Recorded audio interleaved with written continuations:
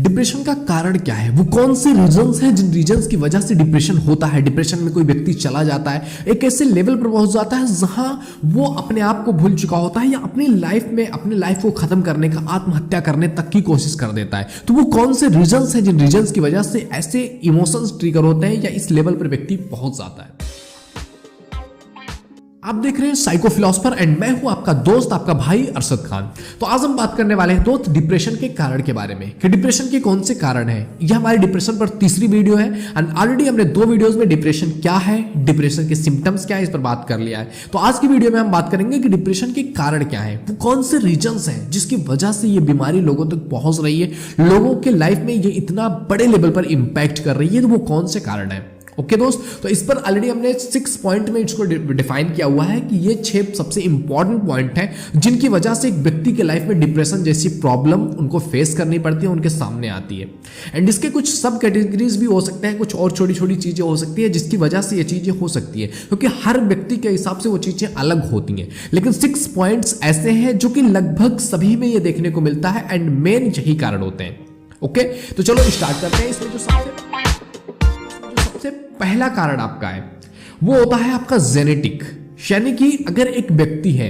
एक व्यक्ति की फैमिली में उसके माता पिता को ये डिप्रेशन की समस्या रही हो तो वो उसके बायोलॉजी में आ सकती है, उसके जेनेटिक कारण हो सकता है, या फिर ये एक पारिवारिक कारण भी हो सकता है कि बच्चे के पेरेंट्स जो है वो लड़ भिड़ रहे हो, फ्रस्ट्रेशन में रहते हो और उस सिचुएशन में बच्चे की परवरिश होने की वजह से उस पर डिप्रेशन का असर पड़ जाए एंड वो डिप्रेस हो सकता है। एंड इसके अलावा और भी बहुत सारी चीजें हो सकती हैं, जैसे कि बचपन में सदमा हो गया, किसी चीज को लेकर के डर हो गया हो, जैसे कि मेरे बगल में ही एक लड़की है जो कि मतलब उसको ऊंचाई से डर लगता है, उसको अगर आप सीढ़ी पर चढ़ने को बोल दोगे तो वो सीढ़ी पर नहीं चढ़ पाती है।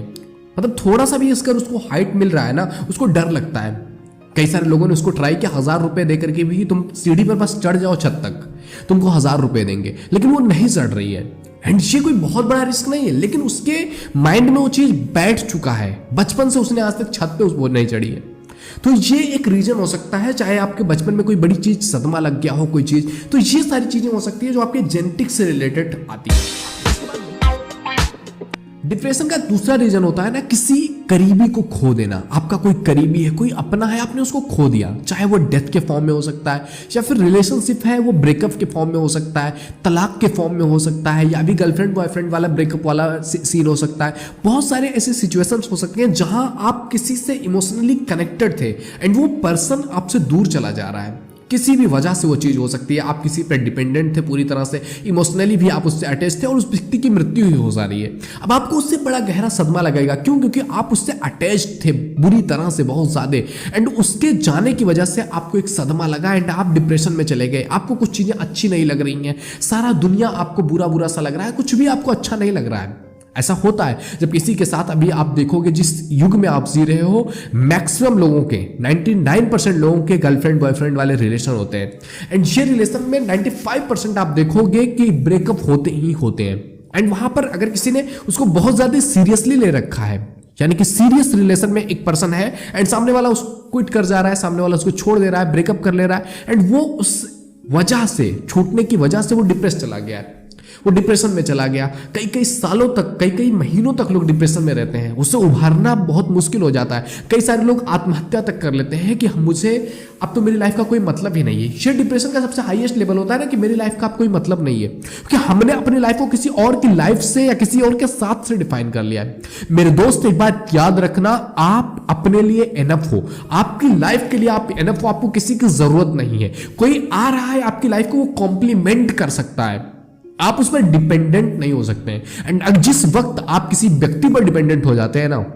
उस वक्त आपने अपने सुख का, अपनी लाइफ का, अपने हैप्पीनेस का कंट्रोल किसी और को दे दिया। फिर वो आपको चाहेगा घुमाएगा, वो आपके सामने कई तरह के शर्तें रख सकता है कि आप इस तरह से रहोगे, आप इस तरह से रहोगे तो हम आपके साथ रहेंगे। मतलब अगर आपने अपना कंट्रोल किसी को दे दिया फिर आप खुश नहीं रह सकते, क्योंकि आपकी खुशी तो किसी और पे डिपेंडेंट हो गई। तो ये बात हमेशा याद रखना मेरे दोस्त। तो ये चीजें होती है जब कोई अपना कोई करीबी हमसे दूर चला जाता है, तो हम उस सिचुएशन में एक तरह से अगर बुरी तरह से अटैच्ड है तो हम डिप्रेशन में जा सकते हैं। ये एक बड़ा रीजन है, एंड बहुत ज्यादा जो डिप्रेशन इस समय है उसके पीछे ये रीजन भी है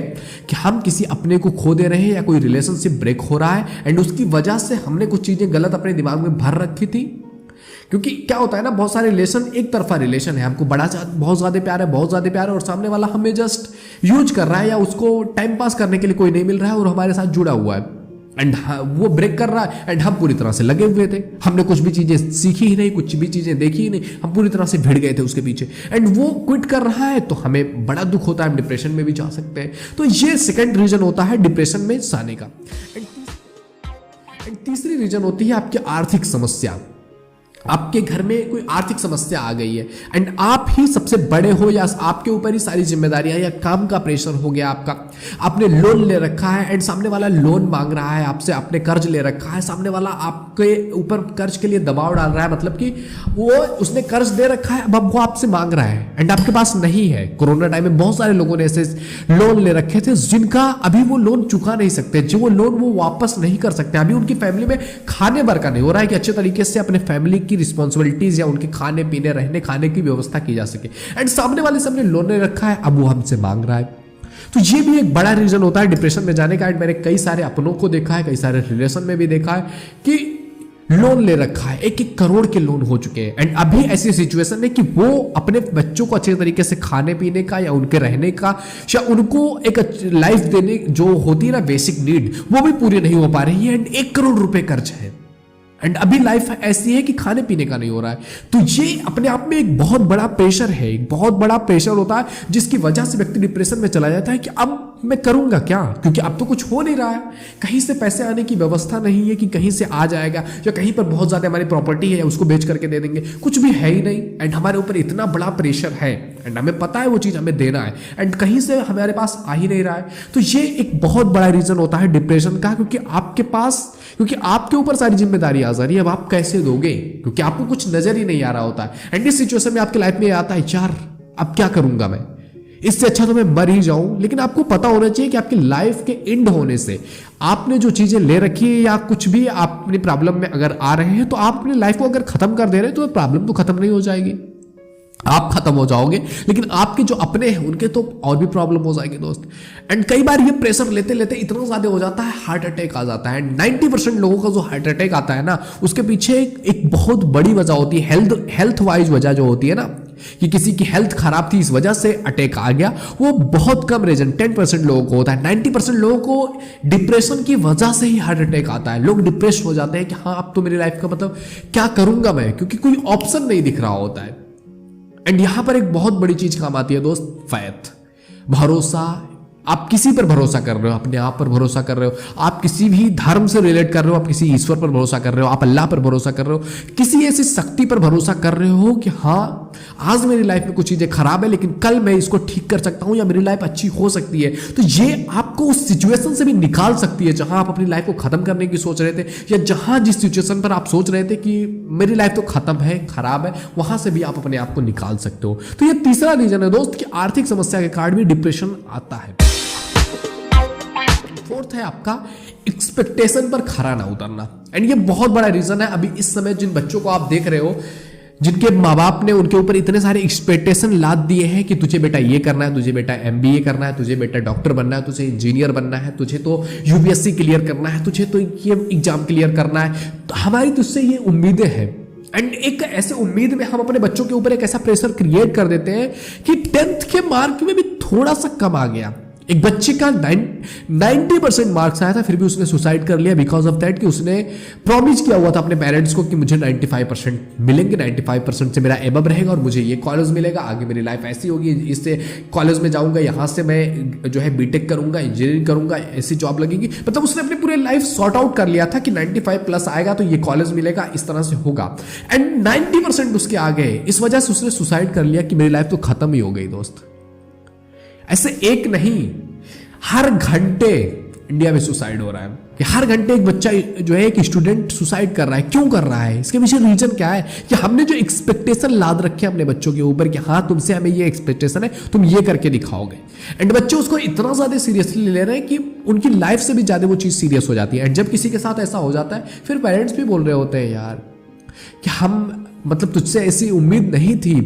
उसके बाद लोगों से बोल रहे थे उसने ऐसा ना किया होता, वो बोल देता उसको क्या चाहिए था। कई बार हम अपनी बातें रख भी नहीं पाते अपने पेरेंट्स के सामने कि नहीं मुझे ये करना है, या मैं इतना ज़्यादा ये प्रेशर नहीं ले सकता हूँ, या ये बहुत ज़्यादा हो रहा है, मेरे से ये चीज़ नहीं हो पाएगा। माँ बाप ने पैसा लगाया एंड आपको एक जगह पर भेज दिया है, आप वहाँ पर लड़ रहे हो पूरी तरह से, आप देख रहे हो कि वो आपकी वीक पॉइंट है, वहाँ आपकी स्ट्रेंथ नहीं है, लेकिन फिर भी आप वो कर रहे हो बिकॉज ऑफ योर पेरेंट्स। तो एक्सपेक्टेशन एक बहुत बड़ी चीज़ हो जाती है दोस्त, जो कि आपको डिप्रेशन में लाने के पीछे बहुत बड़ा रीजन है कि किसी ने आपके ऊपर एक्सपेक्टेशन कर लिया, या आपकी किसी से एक्सपेक्टेशन है कि ये मेरे साथ ऐसा करेगा। होता है ना कि पेरेंट्स का एक्सपेक्टेशन होता है कि मेरा बच्चा ऐसा करेगा, और जब बच्चे उस तरह से अलग एक विपरीत दिशा में घूम जाए होते हैं या गलत हो जाता है कुछ भी, तो वो सह नहीं पाते हैं कि मेरा बच्चा ऐसा कैसे कर सकता है।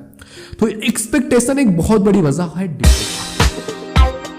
इसके बाद अगर बात करें तो नेक्स्ट नंबर पे हम रख सकते हैं ड्रग्स को। ड्रग्स या मादक द्रव्य, या फिर आप कुछ शराब का सेवन कर रहे हो, जहां से आपकी जो है कुछ टाइम के लिए तो आप जो प्रॉब्लम से उससे दूर भाग रहे हो, एंड इसकी वजह से आपका सेल्फ डाउट घटने लगता है। आप अपने आप पर डाउट करने लगते हो, अपनी पोटेंशियल पर डाउट करने लगते हो, अपने आप में आपको ग्लानि होती है कि यार मैं ये क्या कर रहा हूं,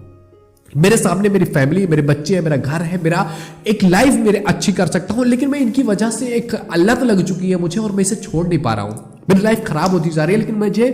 करना पड़ रहा है वो चीज, मैं उसको छोड़ करके आगे नहीं बढ़ पा रहा हूं। एंड ये भी कहीं ना कहीं आपको डिप्रेशन में लाता चला जा रहा है कि हर दिन मैं सोच रहा हूं कि नहीं अब नहीं पीऊंगा, आज से मैं शराब नहीं टच करूंगा, आज से मैं ड्रग्स नहीं लूंगा, एंड फिर शाम होते होते मुझे उसकी इतनी ज्यादा आदत पड़ जाती है कि मुझे जाना ही पड़ता है, करना भी पड़ता है। तो ये डिप्रेशन का एक कारण बन सकता है कि आप अपने एक्सपेक्टेशन पर, ये भी एक तरह से एक्सपेक्टेशन है कि मैं ऐसा करूंगा और उस पर आप खड़े नहीं उतरे।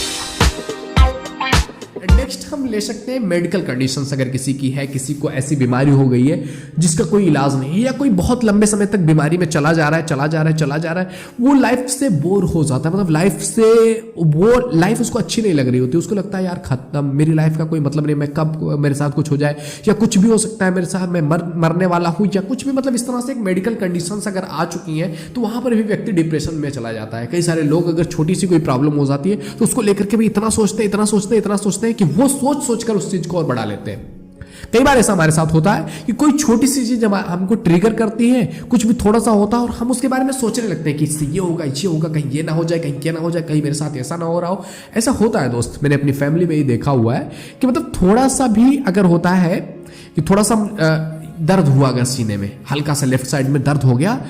हमारे दिमाग में याद होता है कहीं मुझे हार्ट अटैक तो नहीं आने वाला है, क्या मुझे हार्ट के साथ कोई प्रॉब्लम तो नहीं है। इस तरह से सोचते ही हमारे हार्ट में वो चीजें ट्रिगर होनी स्टार्ट हो जाती है, हमारा दिमाग उस तरह से केमिकल्स रिलीज करना स्टार्ट कर देता है, और वो अपने आप में एक लूप क्रिएट हो जाता है, और हम डर डर के उसके बारे में सोच करके इस तरह से हो जाता है, सीने की धड़कनें बढ़ जाती हैं, सोचने की जो है दिमाग काम करना स्टक हो जाता है, हम बस उसी चीज के बारे में सोचने लग जाते हैं। ऐसा होता है, ऐसा मैंने अपने आंखों से अपने सामने देखा हुआ है,